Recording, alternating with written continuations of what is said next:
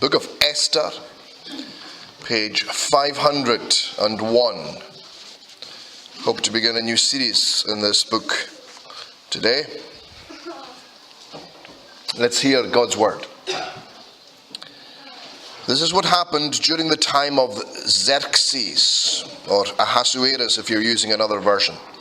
The Xerxes who ruled over 127 provinces stretching from India to Kush. At that time, King Xerxes reigned from his royal throne in the citadel of Susa. And in the 3rd year of his reign, he gave a banquet for all his nobles and officials, the military leaders of Persia and Media, the princes and the nobles of the provinces were present. For a full 180 days, he displayed the vast wealth of his kingdom and the splendor and glory of his majesty. When these days were over, the king gave a banquet that lasting 7 days, in the enclosed garden of the king's palace, for all the people, from the least to the greatest, who were in the citadel of Susa. The garden had hangings of white and blue linen, fastened with cords of white linen and purple material to silver rings on marble pillars. There were couches of gold and silver on a mosaic pavement of porphyry, marble, mother of pearl, and other costly stones. Wine was served in goblets of gold, each one different from the other, and the royal wine was abundant, in keeping with the king's liberality. By the king's command, each guest was allowed to drink in his own way, for the king instructed all the wine stewards to serve each man what he wished. Queen Vashti also gave a banquet for the women in the royal palace of King Xerxes. On the 7th day, when King Xerxes was in high spirits from wine, he commanded the 7 eunuchs who served him, Mehuman, Biztha, Harbona, Bigtha, Abagtha, Zethar, and Carcas, to bring before him Queen Vashti, wearing her royal crown, in order to display her beauty to the people and nobles, for she was lovely to look at. But when the attendants delivered the king's command, Queen Vashti refused to come. Then the king became furious and burned with anger. Since it was customary for the king to consult experts in matters of law and justice, he spoke with the wise men who understood the times and were closest to the king: Karshena, Shethar, Admatha, Tarshish, Meres, Marsena, and Memucan, the 7 nobles of Persia and Media who had special access to the king and were highest in the kingdom. According to law, what must be done to Queen Vashti, he asked. She has not obeyed the command of King Xerxes that the eunuchs have taken to her. Then Memucan replied in the presence of the king and the nobles, Queen Vashti has done wrong, not only against the king, but against all the nobles and the peoples of all the provinces of King Xerxes. For the queen's conduct will become known to all the women, and so they will despise their husbands and say, King Xerxes commanded Queen Vashti to be brought before him, but she would not come. This very day, the Persian and Median women of the nobility who have heard about the queen's conduct will respond to all the king's nobles in the same way. There will be no end of disrespect and discord. Therefore, if it pleases the king, let him issue a royal decree, and let it be written in the laws of Persia and Media, which cannot be repealed, that Vashti is never again to enter the presence of King Xerxes. Also let the king give her royal position to someone else who's better than she. Then when the king's edict is proclaimed throughout all his vast realm, all the women will respect their husbands, from the least to the greatest. The king and his nobles were pleased with this advice, so the king did as Memucan proposed. He sent dispatches to all parts of the kingdom, to each province in its own script, and to each people in its own language, proclaiming in each people's tongue that every man should be ruler over his own household. Amen. This is the word of the Lord, and we trust and pray that he will follow it with his blessing. Well, as we seek the Lord's help, can we turn back in our Bibles to the passage that we read in the book of Esther, and chapter 1. Esther chapter 1 is on page 501 if you're using the church Bible. If you're not, it's after Ezra, Nehemiah, and before Job and Psalms. Esther chapter 1, you can read again verse 17. Verse 17. For the queen's conduct will become known to all the women, and so they will despise their husbands and say, King Xerxes commanded Queen Vashti to be brought before him, but she would not come. King Xerxes commanded Queen Vashti to be brought before him, but she would not come. We have here today the story of a woman who refused the demands of her man. And Queen Vashti has become an icon for feminists. Her name became most recently was associated with the Me Too movement. Her refusal to comply with the king's degrading demand is presented often as an example for women to follow. But the book of Esther is about much, much more than a feminist agenda. This is a story that is laced with drama, suspense, and intrigue. A story about a plot to eradicate God's people, the Jews, and how that plot was miraculously thwarted. The book is named after Esther. We don't meet her today, but she will become Queen Vashti's successor when Vashti is banished by the king for saying no. And while Esther plays center stage in this book, God appears to be strangely absent. You will not find God mentioned from beginning to end of this book. Not once.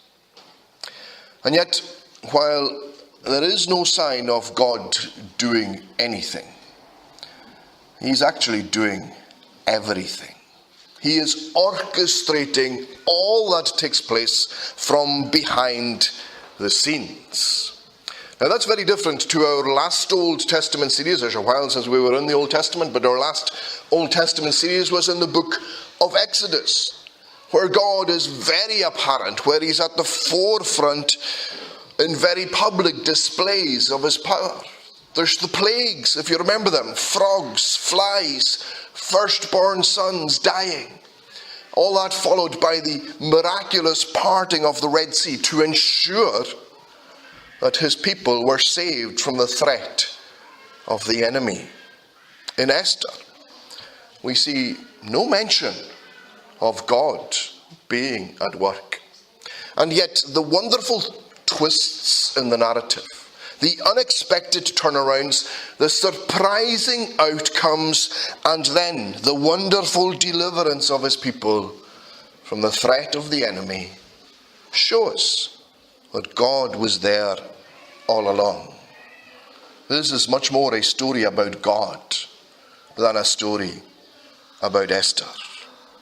And there's a great degree of irony that runs right throughout this book. We're going to see today, for instance, how King Xerxes, who was the most powerful man on earth in his day, controlled this vast empire, and yet he was helpless when his wife said no.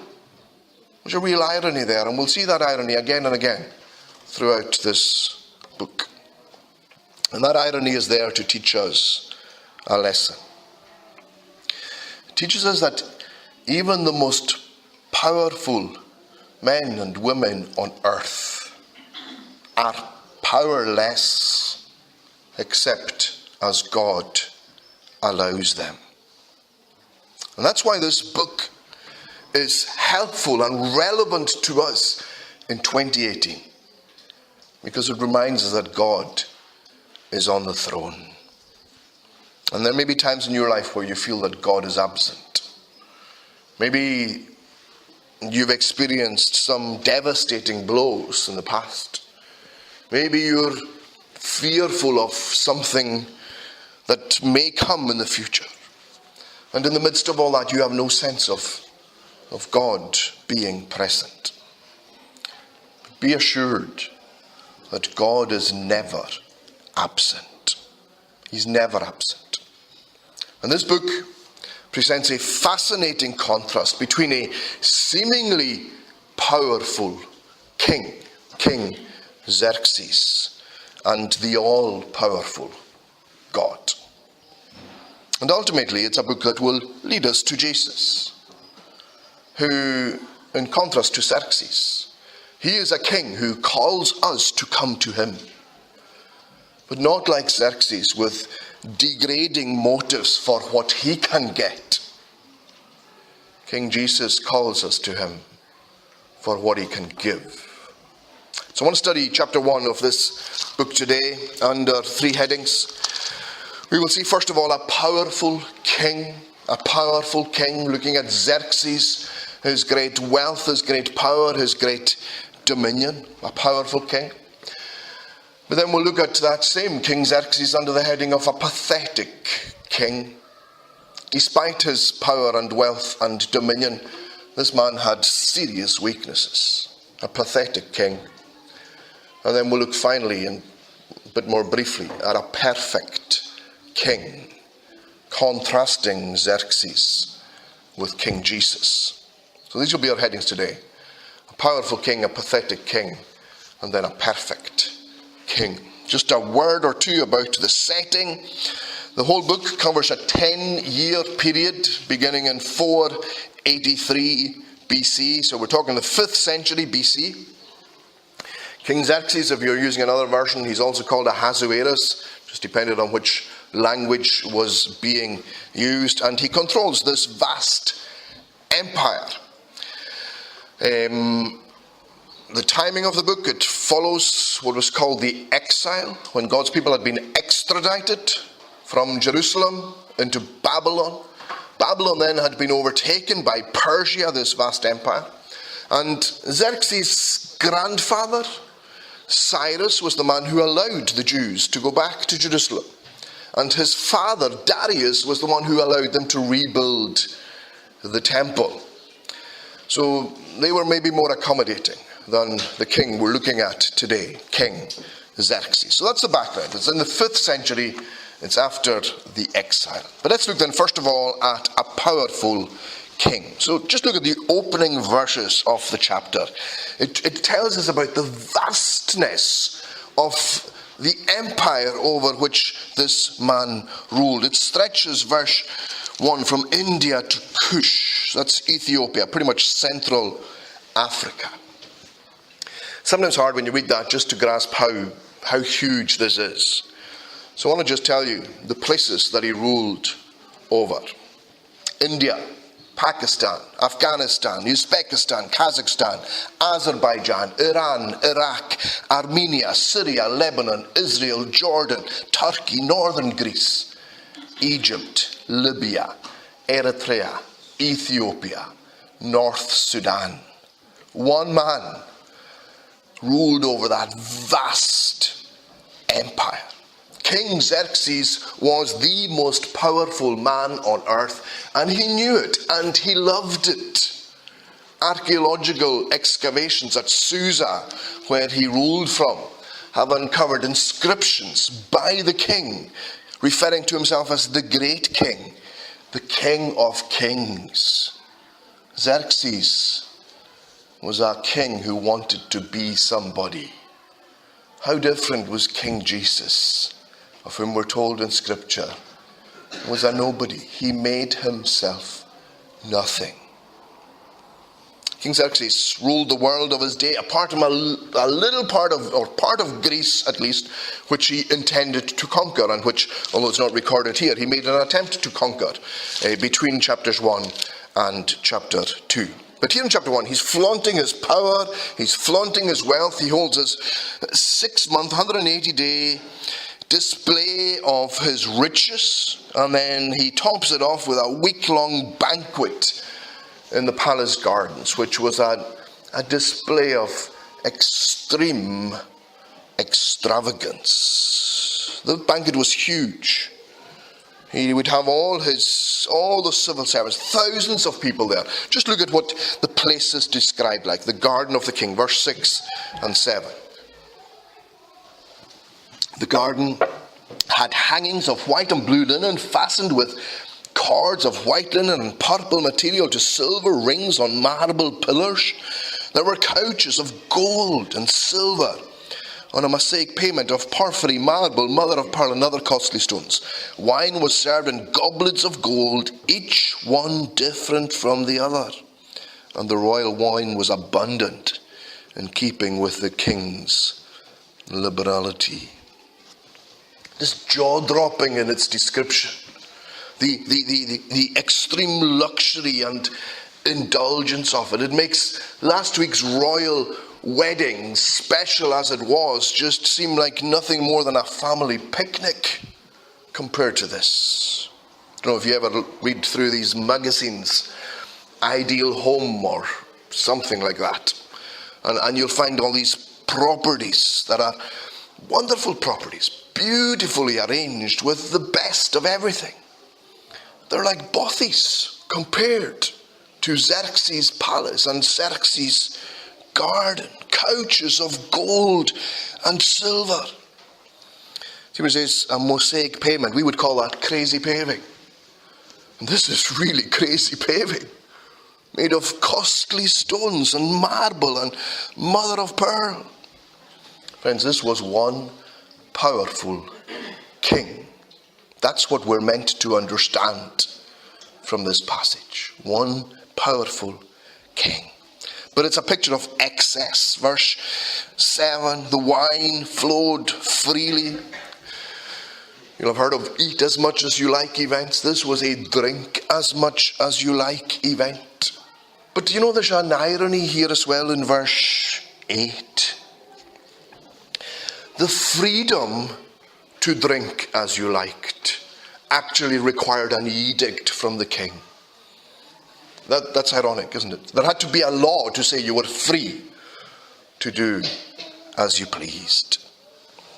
But as this party of King Xerxes is in full swing, the unseen king, the true king of all the earth, that is God, is about to reign on his party.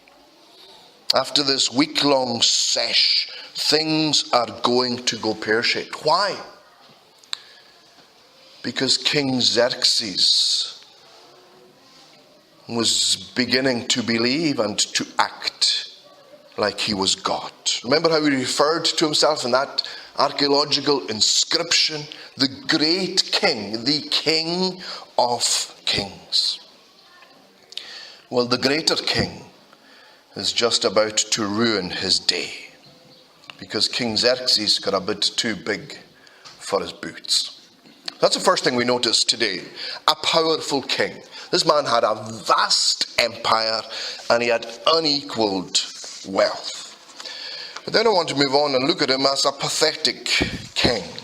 Despite his vast power, we see that Xerxes was also weak. So we're looking at verse 10 onwards, where it tells us that on the seventh day, so the last day of his big banquet, his big party, Xerxes decides it's time to spice things up a little.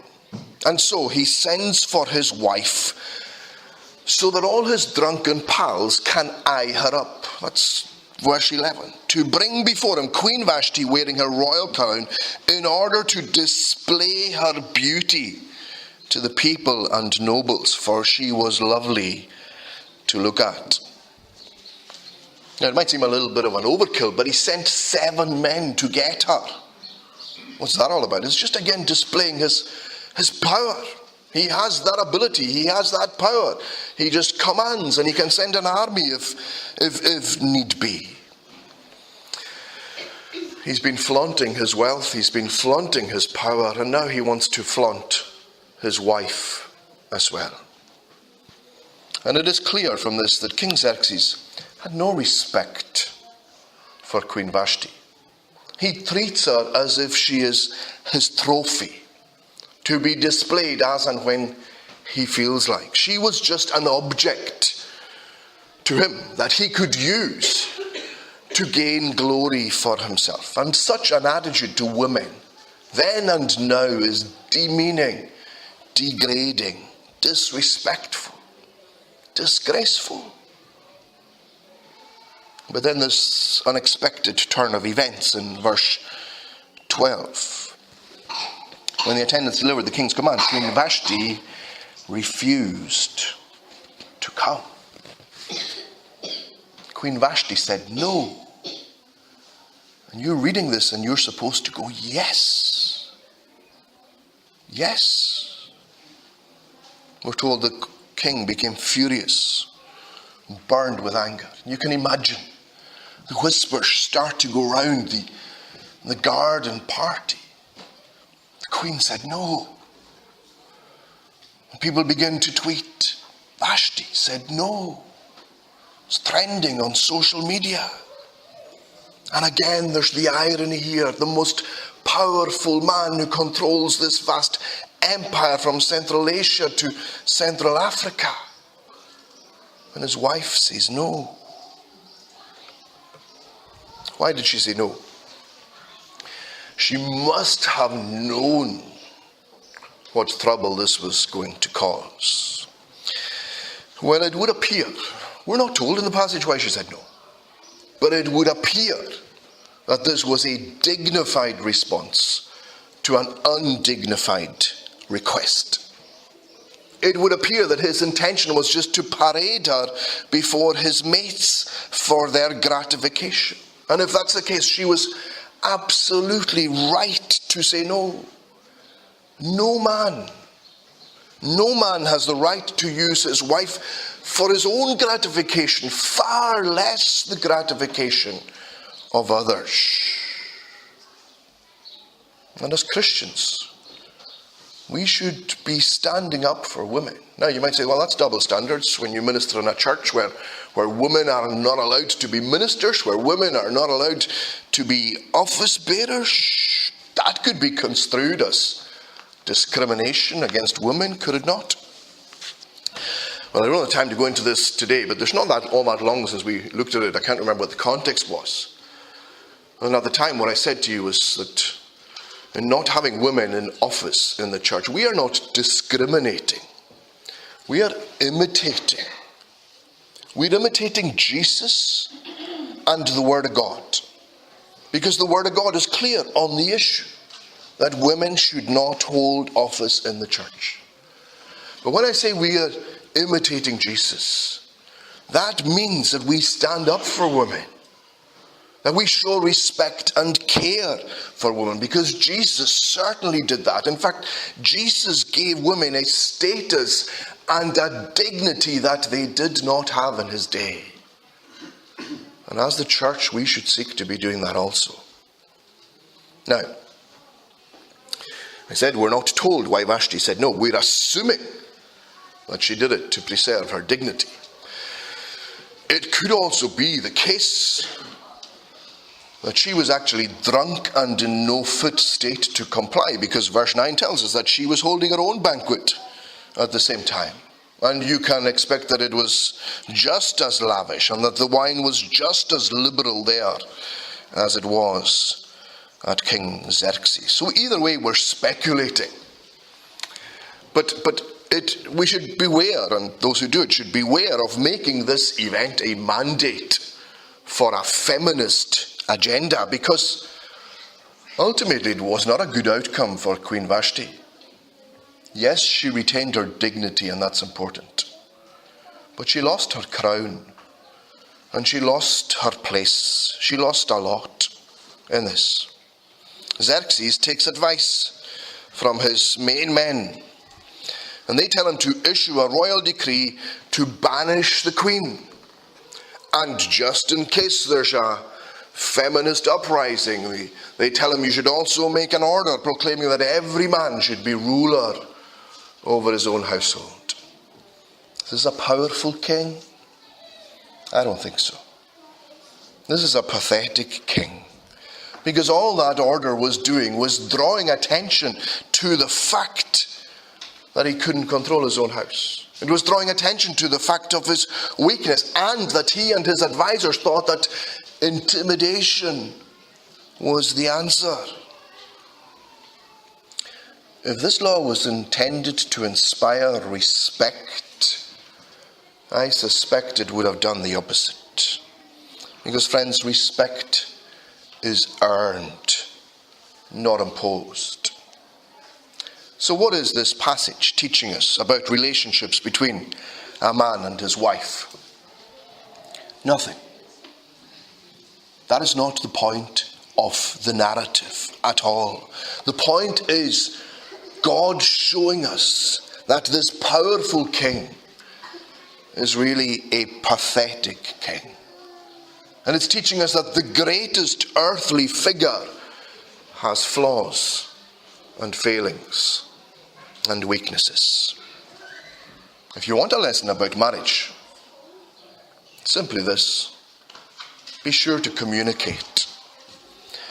This marriage ended because the pair of them didn't even speak to each other.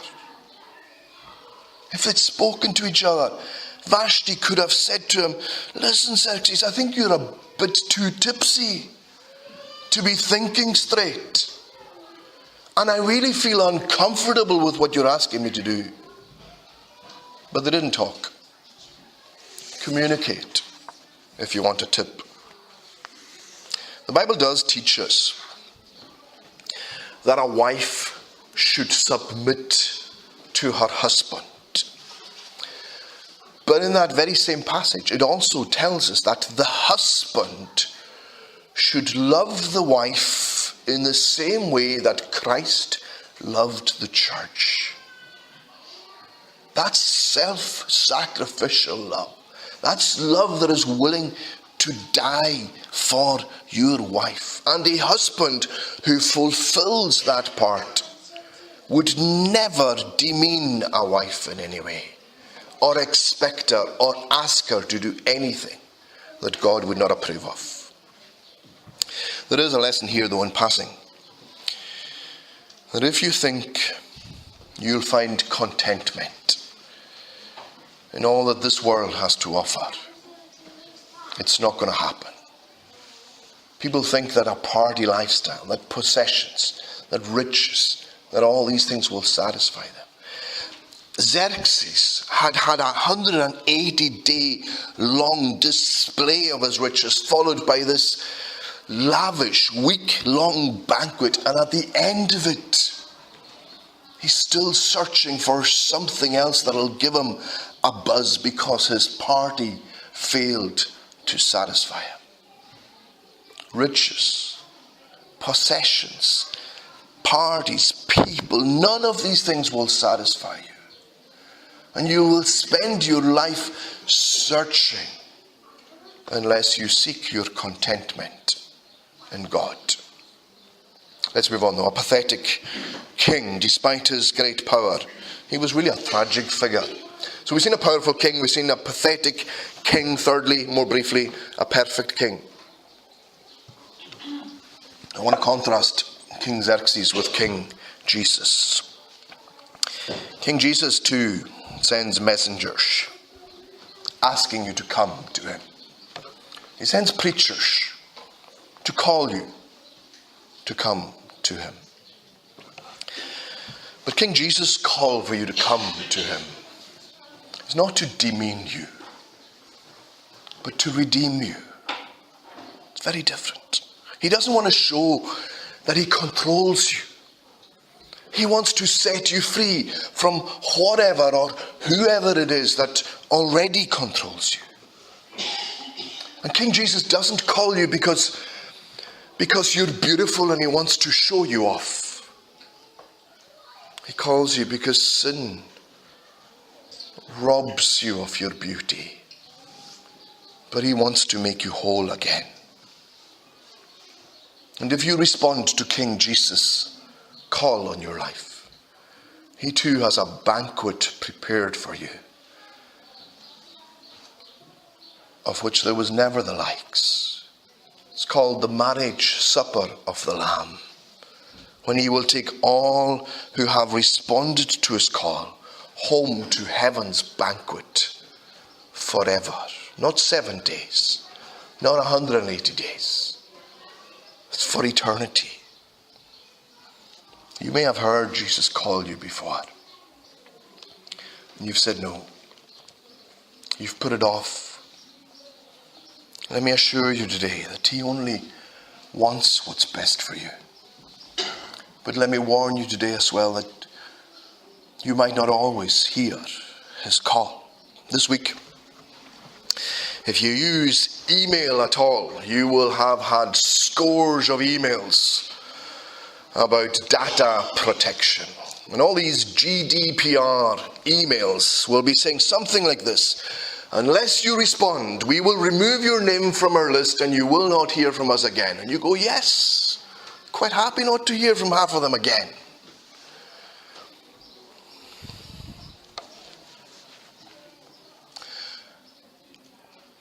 But what if Jesus said today, if you do not respond to my call, you'll never hear from me again? Vashti rightly refused the call of this powerful but pathetic king. It cost her her crown. But if we refuse the call of the perfect king, it will cost you your soul. Vashti was banished from the king's presence forever. The thought of being banished from King Jesus' presence forever does not bear thinking about.